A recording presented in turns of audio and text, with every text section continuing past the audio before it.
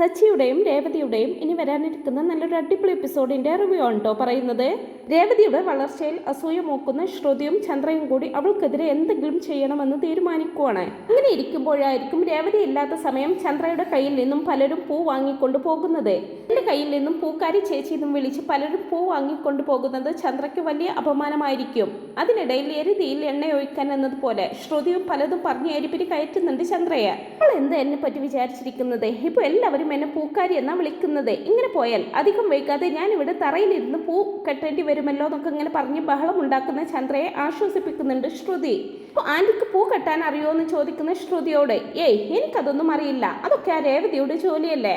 അവൾ കാരണം ഞാൻ ഇതെല്ലാം നേരിടേണ്ടി വരുന്നത്, ഇത്രയും അപമാനം സഹിച്ചു നിൽക്കേണ്ടി വരുന്നത്. പുറത്തൊരു കട വെച്ചിട്ടുണ്ടല്ലോ അവള്, അത് എത്രയും പെട്ടെന്ന് ഇവിടെ നിന്ന് ഒഴിവാക്കണം. ഇങ്ങനെ സാധിക്കും ആന്റി? ആന്റി പറഞ്ഞാൽ അവർ കേൾക്കുവോ? പറഞ്ഞ് സച്ചി കുറച്ച് ബഹളം വെക്കുമെന്നല്ലാതെ ഒരു കാര്യവും ഉണ്ടാവില്ല. ശരിയാ, അതവന് ഇട്ടുകൊടുത്ത കടയാണല്ലോ. നമ്മൾ എന്തെങ്കിലും ചെയ്താൽ നമ്മുടെ നേർക്ക് വരും. മറ്റെന്തെങ്കിലും ഒരു വഴി ആലോചിച്ചേ പറ്റൂ എന്ന് പറയുന്ന ചന്ദ്രയോട്, ആന്റി ഞാനൊരു ഐഡിയ പറയട്ടെ? എന്താന്ന് ചോദിക്കുന്ന ചന്ദ്രയോട്, ആന്റി എന്ത് തന്നെ പറഞ്ഞാലും സച്ചിയും രേവതിയും അതൊന്നും കേൾക്കാൻ പോകുന്നില്ല. തൽക്കാലം ആന്റിയാണ് കട അവിടെ നിന്ന് ഒഴിവാക്കിച്ചതെന്ന് അറിയാത്ത രീതിയിൽ നമുക്കൊരു കാര്യം ചെയ്യാം. ഒരു ഐഡിയ എന്റെ കയ്യിലുണ്ടെന്നൊക്കെ പറയുമ്പോ, ആണോ, എന്ത് ഐഡിയ എന്ന് ചോദിക്കുന്നുണ്ട് ചന്ദ്ര.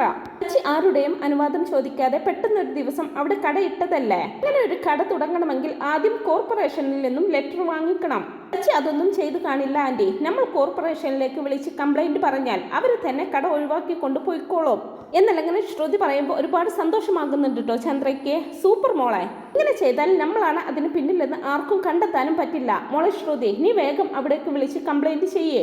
നാളെ നേരം വെളുക്കുമ്പോൾ ആ കട അവിടെ ഉണ്ടാവരുതെന്നൊക്കെ പറയുവാണ് ചന്ദ്ര. ശരി ആന്റി, ഞാൻ ചെയ്തോളാമെന്ന് പറഞ്ഞുകൊണ്ട് ശ്രുതി അപ്പോൾ തന്നെ കോർപ്പറേഷനിലേക്ക് വിളിച്ച് കംപ്ലൈന്റ് ചെയ്യുവാണ്. അങ്ങനെ ശ്രുതി കംപ്ലൈന്റ് ചെയ്ത പ്രകാരം പിറ്റേന്ന് നേരം വെളുക്കുമ്പോൾ തന്നെ കോർപ്പറേഷന്റെ ആളുകൾ വന്ന് ആ കട അവിടെ നിന്ന് പൊളിച്ചു മാറ്റി കൊണ്ടുപോകുന്നുണ്ട്. ചന്ദ്രയും ശ്രുതിയും ടെറസിൽ നിന്നും ഈ കാഴ്ച കണ്ട് സന്തോഷിക്കുവാണ്. കണ്ടില്ലേ ആന്റി, നമ്മുടെ ഐഡിയ വർക്ക്ഔട്ട് ആയതെന്നൊക്കെ പറയുമ്പോൾ ഒരുപാട് സന്തോഷമായി മോളെ. ഒരുപാട് നാളുകൾക്ക് ശേഷം ഇപ്പോഴാണ് ഞാനൊന്ന് മനസ്സറിഞ്ഞ് സന്തോഷിക്കുന്നത്. അത് കാണുമ്പോൾ എൻ്റെ കണ്ണിന് എന്ത് കുളിർമയാണെന്നറിയോ.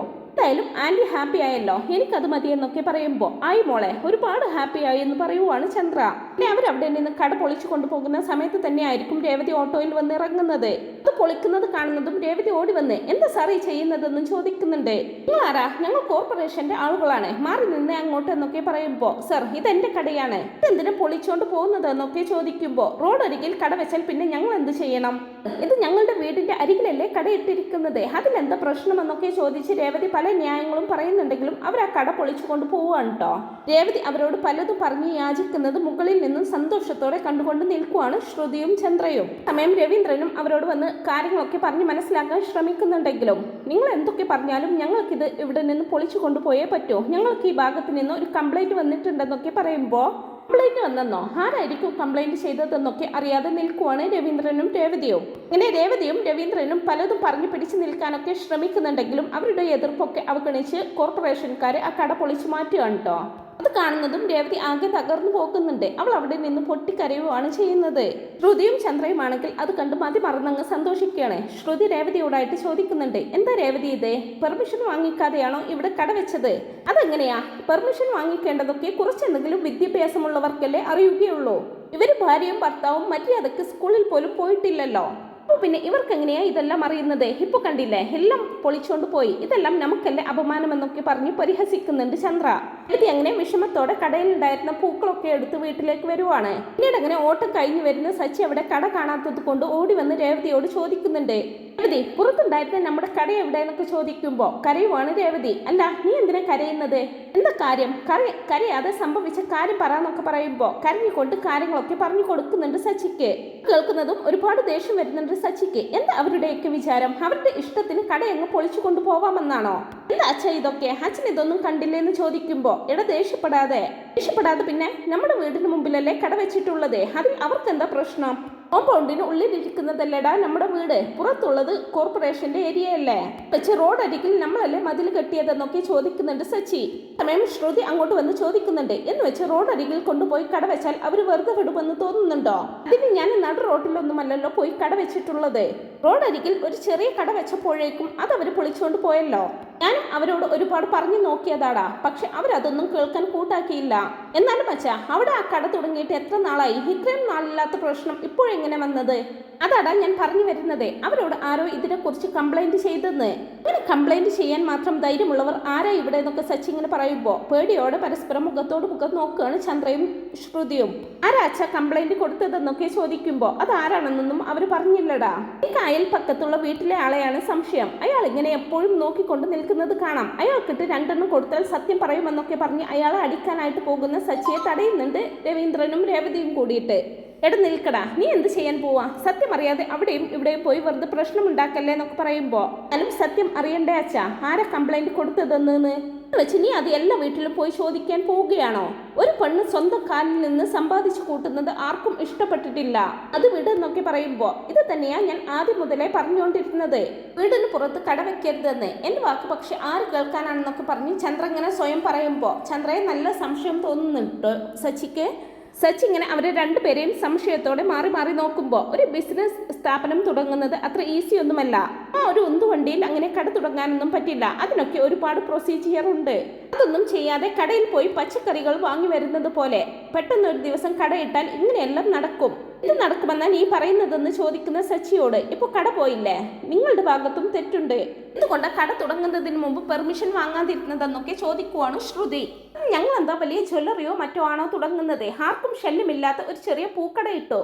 ആർക്കും അത് പിടിച്ചിട്ടില്ല. അവരത് കംപ്ലൈന്റ് ചെയ്തു. അത് ആരാണെന്ന് വൈകാതെ ഞാൻ കണ്ടുപിടിച്ചോളാമെന്നൊക്കെ പറയുവാണ് സച്ചി. തുടർന്ന് കരഞ്ഞുകൊണ്ടിരിക്കുന്ന രേവതിയുടെ അരികിലെത്തി. നീ എന്തിനാ ഇങ്ങനെ കരഞ്ഞുകൊണ്ടിരിക്കുന്നതെന്നൊക്കെ ചോദിച്ച് അവളുടെ കണ്ണീരൊക്കെ തുടച്ചു കൊടുക്കുന്നുണ്ട് സച്ചി. എന്നാലും സച്ചിയേട്ടാ ഞാൻ അവരോട് ഒരുപാട് കെഞ്ചി പറഞ്ഞിട്ടും അവരത് കേട്ടില്ലല്ലോ. അവരത് പൊളിച്ചുകൊണ്ട് പോയെന്നൊക്കെ പറഞ്ഞു വീണ്ടും കരഞ്ഞുകൊണ്ടിരിക്കുമ്പോൾ പോട്ടെ രേവതി, ചെറിയൊരു കടയല്ലേ, അത് പോയെന്ന് കരുതി നമ്മളൊന്നും ചെയ്യാണ്ടിരിക്കുവോ? ഇത് എനിക്ക് വേണ്ടി സച്ചി ഏട്ടൻ വെച്ച് തന്ന കടയല്ലായിരുന്നോ? ഞാനും അതിൽ നിന്ന് കുറച്ചൊക്കെ വരുമാനം കണ്ടെത്താൻ തുടങ്ങിയിരുന്നു. പക്ഷെ ഇപ്പോൾ അതും കൈവിട്ടു പോയില്ലേ സച്ചിയേട്ടാന്നൊക്കെ പറഞ്ഞ് കരഞ്ഞുകൊണ്ടിരിക്കുന്ന രേവതിയെ സമാധാനിപ്പിക്കുന്നുണ്ട് സച്ചി. അറിവില്ല രേവതി, അത് പോട്ടെ. എന്തായാലും ആ കംപ്ലൈന്റ് ചെയ്തവരെ ഞാൻ കണ്ടുപിടിക്കുന്നുണ്ടെന്നും പറഞ്ഞുകൊണ്ട് ചന്ദ്രയെയും ശ്രുതിയെയും മാറി മാറി നോക്കുവാണ് കേട്ടോ സച്ചി. എന്നാണ് നീ എന്നെ നോക്കുന്നത്? കംപ്ലൈന്റ് ചെയ്തത് ഞാനാണെന്ന് നിനക്ക് സംശയമുണ്ടോ എന്നൊക്കെ ചോദിക്കുമ്പോൾ അമ്മയ്ക്ക് അതിനുള്ള ബുദ്ധിയൊന്നുമില്ലെന്ന് എനിക്കറിയാം. ഇത് ചെയ്തത് മറ്റാരോ ആണ്, നല്ല ക്രിമിനൽ മൈൻഡുള്ള മറ്റാരോ. അത് എന്തായാലും ഞാൻ കണ്ടുപിടിച്ചോളാമെന്നും പറഞ്ഞുകൊണ്ട് സച്ചി അവിടെ നിന്ന് അങ്ങ് പോവുകയാണ് കേട്ടോ. ആ സമയം ശ്രുതി പേടിയോടെ ചന്ദ്രയെ നോക്കുന്നുണ്ടെങ്കിലും ഒന്നുമില്ല മോളെ എന്നുള്ള രീതിയിൽ കണ്ണു ചിമ്മി കാണിക്കുവാണ് ചന്ദ്ര. പിന്നീട് രേവതിക്കാണെങ്കിൽ എത്രയായിട്ടും അതിന്റെ ഒരു വിഷമം മാറുന്നില്ല കേട്ടോ. രാത്രിയായിട്ടും സച്ചിയോട് ഈ ഒരു കാര്യം പറഞ്ഞ് തന്നെ കരഞ്ഞുകൊണ്ടിരിക്കുമായിരിക്കും. സച്ചി പലതും പറഞ്ഞ് അവളുടെ വിഷമം മാറ്റാനൊക്കെ നോക്കുന്നുണ്ടെങ്കിലും സച്ചിയുടെ ഉള്ളിലും നല്ല വിഷമം ഉണ്ടാകും. എങ്കിലും രേവതിക്ക് ഭക്ഷണം വാരിക്കൊടുത്തും പലതും പറഞ്ഞ് സമാധാനിപ്പിച്ചും അവളെ പരമാവധി ആശ്വസിപ്പിക്കുന്നുണ്ട്. പിന്നീട് അങ്ങനെ പിറ്റേന്ന് രാവിലെ ചായ കിട്ടാത്തതിൽ ബഹളം വെക്കുകയാണ് ചന്ദ്ര. കിച്ചണിൽ ചെന്ന് നോക്കുന്ന സമയത്താണെങ്കിലോ രേവതി അവിടെ ഉണ്ടാവത്തുമില്ല. അതേസമയം തന്നെ അവിടേക്ക് വന്ന് അമ്മേ ഇന്ന് ചായ കിട്ടിയില്ലല്ലോ എന്നൊക്കെ പറഞ്ഞ് ശ്രുതിയും ശ്രുതിയും വരുന്നുണ്ട്. എന്നാലും ഇവൾ ഇത് എവിടെ പോയെന്നൊക്കെ ഇങ്ങനെ ചിന്തിച്ചുകൊണ്ട് നിൽക്കുമ്പോഴായിരിക്കും ടെറസിൽ നിന്നും രേവതി ഇറങ്ങി വരുന്നത്. ഇക്കടി അവിടെ രാവിലെ ചായ ഉണ്ടാക്കാതെ നീ ഇത് എവിടെ പോയിരുന്നെന്നൊക്കെ ചോദിക്കുമ്പോൾ ഞാൻ ഇപ്പോൾ ഉറക്കം എണീറ്റ് മുകളിൽ നിന്നും വരുന്നതേ ഉള്ളൂ. അതിനിടക്ക് അമ്മ എന്തിനാ ഞാൻ എവിടെ പോയെന്ന് അന്വേഷിക്കുന്നതെന്ന് ചോദിക്കുന്നുണ്ട്. നീ എന്താടി എന്നെ ചോദ്യം ചെയ്യാൻ വരുവാണോ? എല്ലാവരും എണീറ്റിട്ട് എത്ര നേരമായെന്നറിയോ? അങ്ങനെയുള്ളപ്പോൾ നീ ഇത്ര വൈകി എണീറ്റ് വന്നാൽ എങ്ങനെ ശരിയാകും? നിന്നോട് ആരാ പോയി ടെറസിൽ കിടക്കാൻ പറഞ്ഞതേ? നീ ഇവിടെ ഹോളിലല്ലായിരുന്നോ കിടക്കാറ്? ഇവിടെ കിടന്നാലും എന്താ അമ്മേ ഇന്ന് കുറച്ച് വൈകി അത്രയല്ലേ ഉള്ളൂ എന്നൊക്കെ ചോദിക്കുമ്പോ എന്താ വൈകിയതെന്നാ ഞാൻ ചോദിക്കുന്നത്. രാവിലെ എണീറ്റ് ഉടനെ ജോലി ചെയ്യണമെന്ന് അറിയില്ലേ നിനക്ക്? കടയുള്ള സമയത്ത് നീ രാവിലെ 4 മണിക്ക് എണീറ്റ് ഇവിടെ നിന്ന് ഓടുമായിരുന്നല്ലോ. ഇപ്പോൾ എന്താ വീട്ടിലുള്ള ജോലി ചെയ്യാൻ വയ്യ നിനക്ക്? ഇത്ര നേരമായിട്ടും ഒരു കപ്പ് ചായ പോലും കിട്ടിയിട്ടില്ല. എന്താമ്മേ ഒരു ദിവസം മറ്റാർക്കെങ്കിലും ചായ ഇട്ടൂടെ? ഞാൻ തന്നെ എല്ലാവർക്കും ചായ ഇട്ട് തരണമെന്നുണ്ടോ? വേറെ ആരെന്ന് പറഞ്ഞാൽ ഞാൻ ഉണ്ടാക്കി നിനക്ക് കൊണ്ടുവന്ന് തരണമെന്നാണോ? എങ്കിൽ പിന്നെ വീട്ടിലുള്ള എല്ലാ ജോലിയും ഞാൻ ചെയ്തോളാം. നീ കാലിന്മേൽ കാല് കയറ്റി വെച്ച് അവിടെ എവിടെയെങ്കിലും പോയിരിക്കേ. ഇതിന് അമ്മ ഇങ്ങനെയൊക്കെ പറയുന്നത്? എനിക്കിതെല്ലാം കേട്ടിട്ട് തല വേദനിച്ചിട്ട് വയ്യ.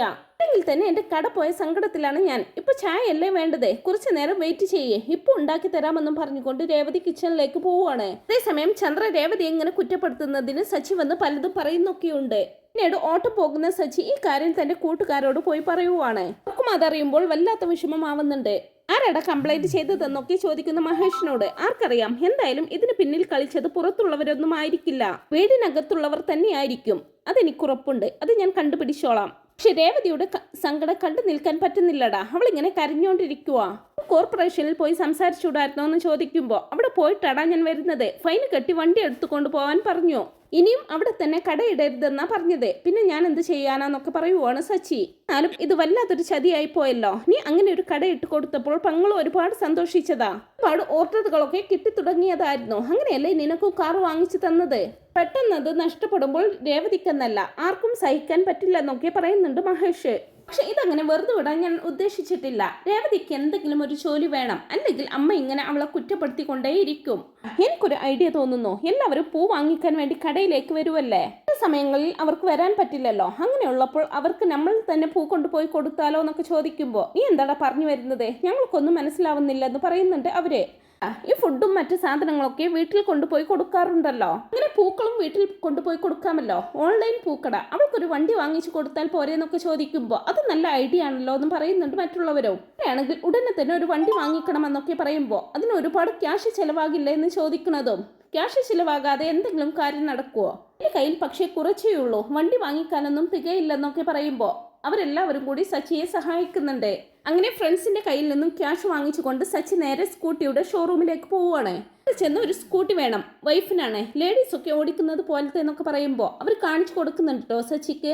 വണ്ടി കാണിച്ചു കൊടുക്കുന്ന സമയത്ത് വണ്ടിയുടെ പിറകിൽ ഒരു ബോക്സ് ഫിറ്റ് ചെയ്യാനും കൂടി ആവശ്യപ്പെടുന്നുണ്ട്. ഇതൊക്കെ സെറ്റ് ചെയ്ത് തരും. ആദ്യം സാർ ഏത് ബൈക്കാ വേണ്ടതെന്ന് നോക്കെന്നൊക്കെ പറയുമ്പോൾ സച്ചിക്ക് ഏത് വാങ്ങിക്കണമെന്ന് കൺഫ്യൂഷൻ ആയിരിക്കും. തുടർന്ന് എന്തോ ആലോചിച്ച് ഉടനെ തന്നെ രേവതിയെ വിളിക്കുവാണ് സച്ചി. അടുത്ത പാടെ സച്ചി ഏട്ടൻ ഇത് എവിടെയാ, ഭക്ഷണം കഴിക്കാൻ വരുന്നില്ലേ, അതോ വരില്ലെന്ന് പറയാൻ വിളിച്ചതാണോ എന്ന് ചോദിക്കുന്നുണ്ട് രേവതി. അതിനു മുമ്പേ മറ്റൊരു കാര്യമുണ്ട്, നിനക്ക് ഏറ്റവും ഇഷ്ടപ്പെട്ട കളർ ഏതാന്നൊക്കെ ചോദിക്കുമ്പോ ഇതിനെ ഇപ്പൊ പെട്ടെന്നൊക്കെ ചോദിക്കുന്നുണ്ടെങ്കിലും അതൊക്കെ പറയാം, നീ പറയാന്നൊക്കെ പറയുമ്പോ രേവതി ഒന്ന് ആലോചിച്ചതിന് ശേഷം വല്ല സാരിയും വാങ്ങിച്ചുകൊണ്ട് വരാനാണോ സച്ചിയേട്ടാ? അവിടെ പൊളിച്ചുകൊണ്ട് പോയതിൽ കരഞ്ഞോണ്ടിരിക്കുന്ന എന്നെ 2 സാരിയും വാങ്ങിച്ചു തന്ന് സമാധാനിപ്പിക്കാമെന്ന് വിചാരിച്ചോ?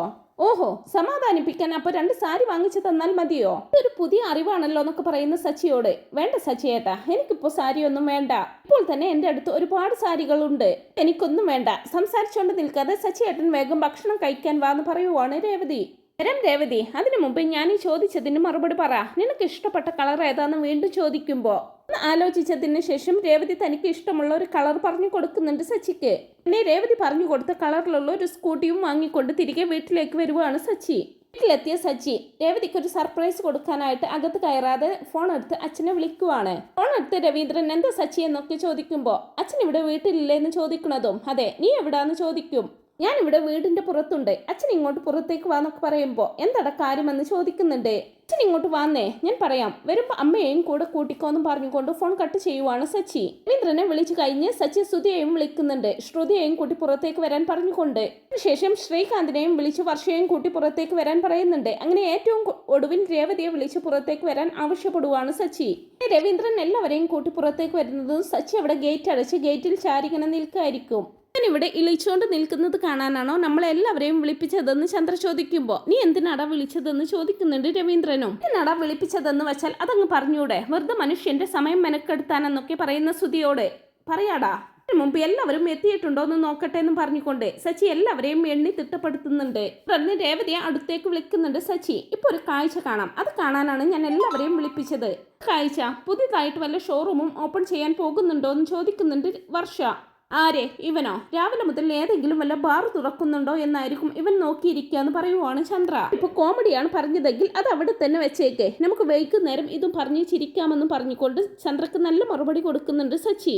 ഇതട കാര്യമെന്ന് ചോദിക്കുന്ന രവീന്ദ്രനോട് ഇപ്പൊ കാണിക്കാം അച്ഛാ, അത് എല്ലാവരും കണ്ടോന്ന് പറഞ്ഞുകൊണ്ട് ഗേറ്റ് തുറക്കണതും അവിടെ ഒരു സ്കൂട്ടി നിൽക്കുന്നുണ്ടാവും. അവരും അത് കണ്ടിങ്ങനെ ആശ്ചര്യത്തോടെ നോക്കി നിൽക്കുവാണ്. എന്താണ് ഇത്, പുതിയ വണ്ടിയാണോ എന്ന് ചോദിക്കുന്നതും അതെ അച്ഛാന്ന് പറയുമ്പോൾ ആരുടെ വണ്ടിയാണെന്ന് ചോദിക്കുന്നുണ്ട്. നമ്മുടെ വണ്ടി തന്നെയാണ് അച്ഛാന്ന് പറയുമ്പോൾ രേവതി എന്തോ കാര്യം മനസ്സിലായതുപോലെ സച്ചിയെ നോക്കുന്നുണ്ട്. രേവതി നോക്കുന്നത് കാണുന്ന സച്ചിയും ചിരിച്ചുകൊണ്ട് കണ്ണുകൊണ്ട് എങ്ങനെയുണ്ടെന്നുള്ള രീതിയിൽ കാണിക്കുന്നുണ്ട്. സ്കൂട്ടിയുടെ മീതെയും സച്ചി രേവതിയുടെ പേരിന്റെ ആദ്യ അക്ഷരം സ്റ്റിക്കർ ചെയ്തു വെച്ചിട്ടുണ്ടാവും. എന്തിനാണ് ഇതെന്ന് ചോദിക്കുന്ന രവീന്ദ്രനോട് അച്ഛാ, രേവതി സ്വന്തം കാലിൽ നിൽക്കട്ടെ എന്ന് കരുതിയാ ഞാൻ അവൾക്കൊരു കട വെച്ച് കൊടുത്തത്. അവളുടെ വളർച്ചയിൽ അസൂയപ്പെട്ട് ചിലരെ കംപ്ലൈന്റ് ചെയ്ത് ആ കട ഇവിടെ നിന്ന് ഒഴിവാക്കിച്ചു. കട നഷ്ടപ്പെട്ടത് മുതൽ രേവതി നല്ല സങ്കടത്തിലായിരുന്നു അച്ഛാ.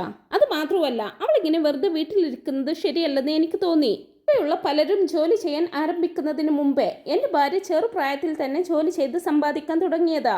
അതെല്ലാം എല്ലാവർക്കും അറിയുന്ന കാര്യമല്ലടാ, പിന്നെന്തിനാ ഇപ്പൊ ഈ വണ്ടി എന്ന് ചോദിക്കുന്നുണ്ട് രവീന്ദ്രൻ. അച്ഛന് മനസ്സിലായില്ലേ? ഇനി മുതൽ ഇതാണ് രേവതിയുടെ പൂക്കട എന്ന് പറയണതും ചന്ദ്രയ്ക്കും ശ്രുതിക്കും ഒട്ടും സഹിക്കുന്നില്ല കേട്ടോ. അത് വർഷയും രേവതിയും രവീന്ദ്രനും ഒക്കെ ഒരുപാട് സന്തോഷിക്കുവാണ്. എനിക്ക് മനസ്സിലായില്ലടാ, എങ്ങനെയാ സ്കൂട്ടറിൽ പൂക്കട വെക്കുന്നതെന്ന് എടുത്ത് ചോദിക്കുന്നുണ്ട് രവീന്ദ്രൻ. ഓൺലൈൻ പൂക്കടാച്ചാ, ഇതിൽ പൂ വെച്ച് എവിടെ വേണമെങ്കിലും കൊണ്ടുപോയി കൊടുക്കാം. ചേട്ടൻ എന്ത് പറഞ്ഞു വരുന്നതെന്ന് ചോദിക്കുമ്പോൾ അതെ രേവതി, ഇതിന് പിന്നിൽ ഒരു ബോക്സ് ഫിറ്റ് ചെയ്യും. ബോക്സ് നമുക്ക് വേണമെങ്കിൽ വെക്കാം, വേണ്ടെങ്കിൽ എടുത്തു വെക്കുകയും ചെയ്യാം. ബോക്സിൽ വെച്ച് ഒരു ദിവസം എത്ര പൂ വേണമെങ്കിലും കൊണ്ടുപോയി വിൽക്കാം. രേവതിയുടെ ഓൺലൈൻ പൂക്കച്ചവടം എങ്ങനെയുണ്ടാച്ചാന്നൊക്കെ ചോദിക്കുമ്പോൾ ഇത് നല്ലൊരു ഐഡിയ ആണല്ലോടാ, നിനക്കെന്താ ഇത് നേരത്തെ തോന്നാതിരുന്നതെന്ന് ചോദിക്കുന്നുണ്ട് രവീന്ദ്രൻ. സച്ചിയേട്ടൻ തനിക്കായിട്ട് നൽകിയ ഒരു സർപ്രൈസിൽ മതി മറന്നങ്ങ് സന്തോഷിക്കുവാണ് രേവതി. യുടെയും ശ്രുതിയുടെയും മുഖമാണെങ്കിൽ അസൂയ മൂത്ത് കുശുമ്പ് കുത്തുകൊണ്ട് വീർത്തിട്ടുണ്ടാകും. അല്ല, നീ എന്താ ഇതിന് അമ്മയുടെ പേര് വെക്കാതിരുന്നതെന്ന് ശ്രുതി ചോദിക്കുമ്പോൾ അത് പിന്നെ പാർലർ എടുത്തി ആദ്യം അമ്മയുടെ പേരിലെ ബ്യൂട്ടി പാർലറിന് വെച്ചിരുന്നത്, അത് പിന്നീട് മാറ്റേണ്ടി വന്നില്ലേ? ഞങ്ങൾ പൂക്കടക്ക് ആദ്യം അമ്മയുടെ പേര് വെച്ചു. ആ കടയും കോർപ്പറേഷൻകാർ പൊളിച്ചുകൊണ്ട് പോയി. അതുകൊണ്ട് ആ പേര് വേണ്ടെന്ന് വെച്ചത്. ആ പേരിനൊരു ഐശ്വര്യം പോരെന്ന് പറയുവാണ് സച്ചി.